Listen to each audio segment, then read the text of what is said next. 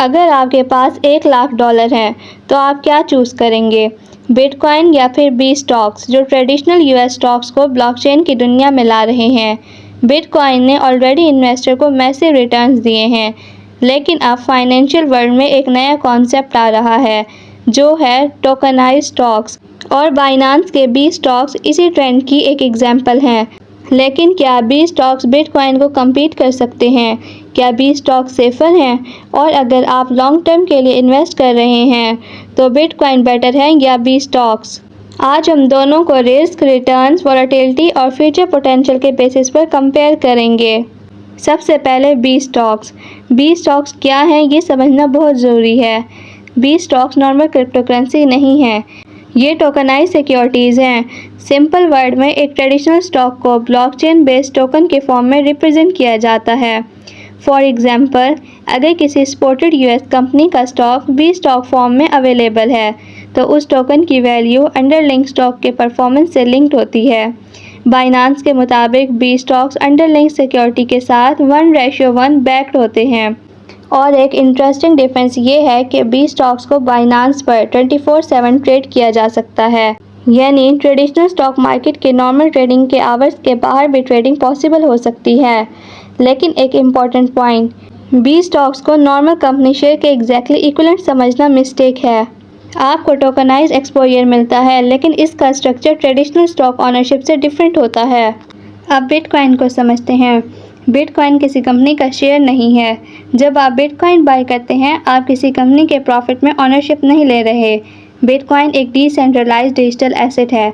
इसकी maximum supply 21 million bitcoin है, यानी बिटकॉइन का इन्वेस्टमेंट आइडिया किसी कंपनी की अर्निंग पर बेस नहीं होता।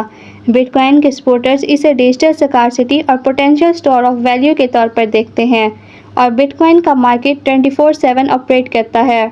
लेकिन इसका मेजर डाउनसाइड भी है, हाई वोलेटिलिटी।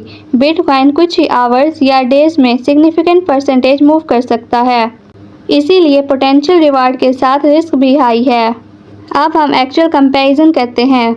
सबसे पहले है बिटकॉइन। बिटकॉइन की value mainly supply, demand, adoption, liquidity और मार्केट सेंटीमेंट से इन्फ्लुएंस होती है।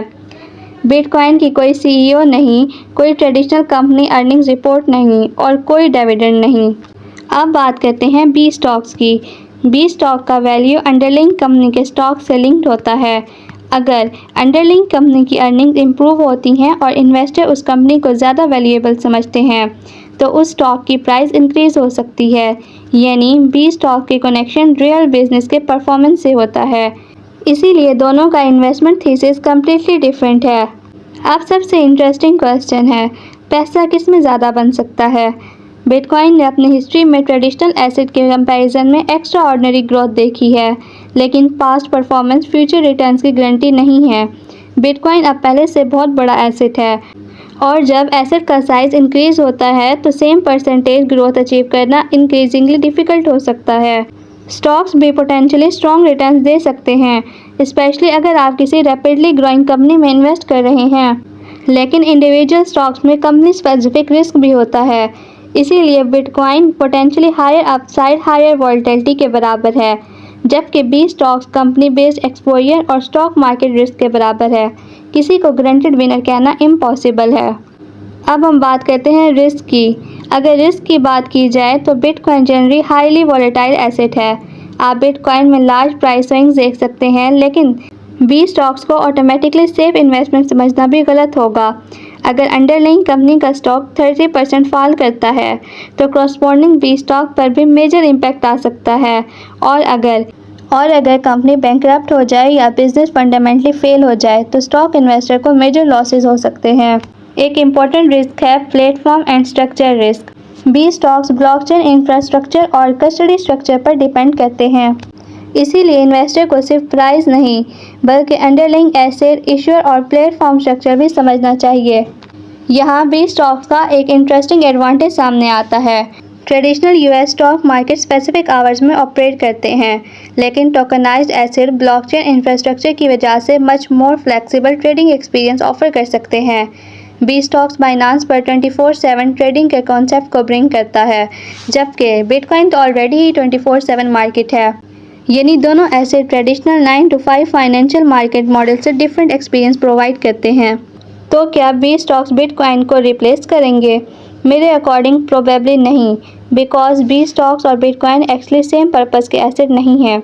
बिटकॉइन एक इंडिपेंडेंट डिजिटल एसेट है, बी स्टॉक ट्रेडिशनल स्टॉक्स की टोकनाइज्ड रिप्रेजेंटेशन है। इन दोनों को कम्पीट करने के बजाय ये एक दूसरे को कॉम्प्लीमेंट भी कर सकते हैं। इमेजिन फ्यूचर का इन्वेस्टर बिटकॉइन होल्ड करे, यूएस टेक्नोलॉजी स्टॉक होल्ड करे और टोकनाइज्ड एसेट भी होल्ड करे। यानी फ्यूचर में कंपटीशन से ज़्यादा इम्पोर्टेंट हो सकता है इंटीग्रेशन। अब एक हाइपोथेटिकल एग्जांपल लेते हैं। अगर किसी इन्वेस्टर के पास $1,00,000 है तो सिर्फ इस वीडियो की बेसिस पर पूरा अमाउंट बिटकॉइन या बी स्टॉक में इन्वेस्ट करना ज़रूरी नहीं। एक इन्वेस्टर अपने रिस्क टॉलरेंस के अकॉर्डिंग पोर्टफोलियो डाइवर्सिफाई कर सकता है। फॉर एग्जाम्पल कुछ एलोकेशन बिटकॉइन में, कुछ ट्रेडिशनल स्टॉक्स या ETFs में और पोटेंशियली टोकनाइज्ड एसेट में भी।